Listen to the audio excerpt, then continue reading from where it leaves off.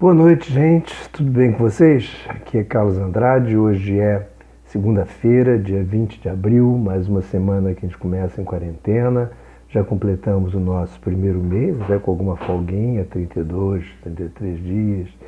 E é interessante, que a gente no começo via aqueles vídeos que mandavam lá da Itália, principalmente, aqueles brasileiros estavam lá, e eles dizendo como é que ia ser a quarentena, como é que era na primeira semana, na segunda, no 25º dia, e a gente veio pelo menos dizer assim, meu Deus do céu, isso é porque lá o bicho está pegando daquela maneira, aqui não vai acontecer nada disso. E fato é que hoje estamos com os nossos 2.500 mortos, naquele globinho que eu sempre giro para vocês, e já estamos há um mês, e aparentemente vamos ficando e já vamos construindo uma outra rotina, um outro estado de espírito até, aquela ansiedade do início, da gente ver tudo na internet sobre os vírus e blá, blá, blá. Acho que isso está, pelo menos para mim, está bastante superado. E aqui no Brasil em particular, nós temos tido muito essa comparação com a gripe da espanhola, lá de 18, que deve também ter tido a ocasião deles fazerem isso no mundo todo, porque foi uma gripe também global,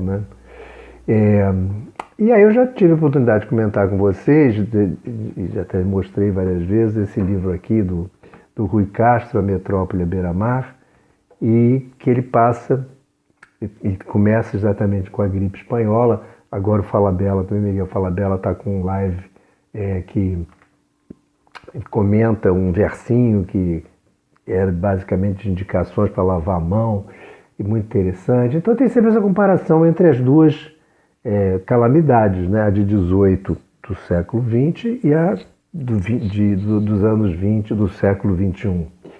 E claro que tem diferenças, porque é aquela velha história, quando a história se repete, como tragédia, a segunda é como farsa. Nós vivemos a farsa, evidentemente, tanto que eles lá em 1918, tiveram até um presidente da República que morreu.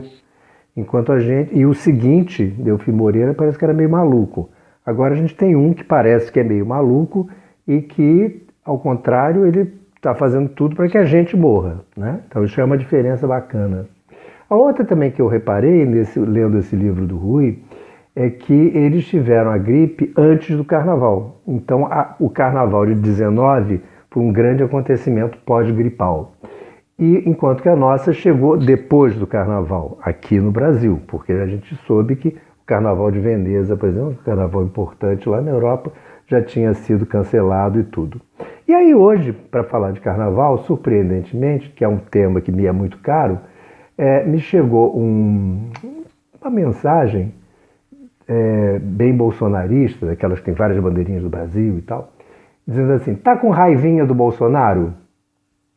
Não estou com raivinha do Bolsonaro, eu posso estar indignado, eu posso estar até com medo pelo fato dele ser presidente da República e não o Zé Mané dali da esquina, mas raivinha não estou não.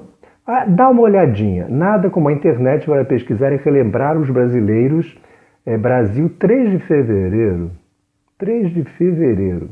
E então essa pessoa que me conta que o presidente tinha lançado um decreto, imagine, estado de emergência. Ora, pelo amor de Deus, ninguém reparou nisso, Até porque, quer dizer, o contrassenso é tal e tamanho que até hoje ele diz que não tem, ele era uma gripinha até outro dia, Ele veio de Miami trazendo vírus e dizendo que estava tudo muito bem.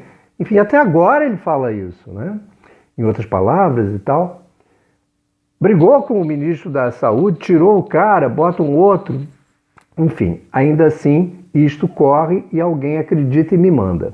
Mas o que eu acho interessante é que ela vai culpar os governadores, dizendo que os governadores deveriam ter acabado com o carnaval. Carnaval carioca, paulista, mineiro, carnaval brasileiro, baiano, pernambucano, porque como se o carnaval não tivesse propalado, tivesse propagado a doença, quando a gente sabe que não foi. Mas enfim, então ela cria o problema com os governadores. A situação no Brasil hoje em relação ao vírus chinês poderia e deveria estar bem melhor. Mas como esses tais governadores, o lucro do carnaval sempre esteve acima de qualquer coisa.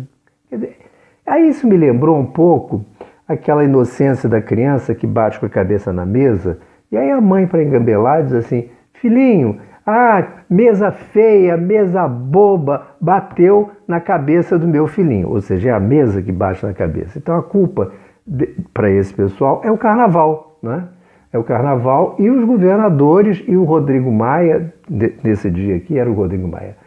Enfim, aí nós estamos entregues a esse tipo de pessoa, que tem essa informação, que sabe que isso não pode ter existido, porque não existiu decreto, não existiu essa preocupação do governo federal, como até agora parece que não existe, não é? E ainda assim a gente recebe isso com tá com raivinha? Não, senhora, não estou com raivinha. Eu estou com muito medo de um país entregue a esse tipo de ameaça, digamos assim. Mas a gente vai continuar vivo, vai continuar em casa, vai continuar batalhando, mudando o nosso humor. Eu acabei de ver um show também ótimo aqui na internet, e lendo, né?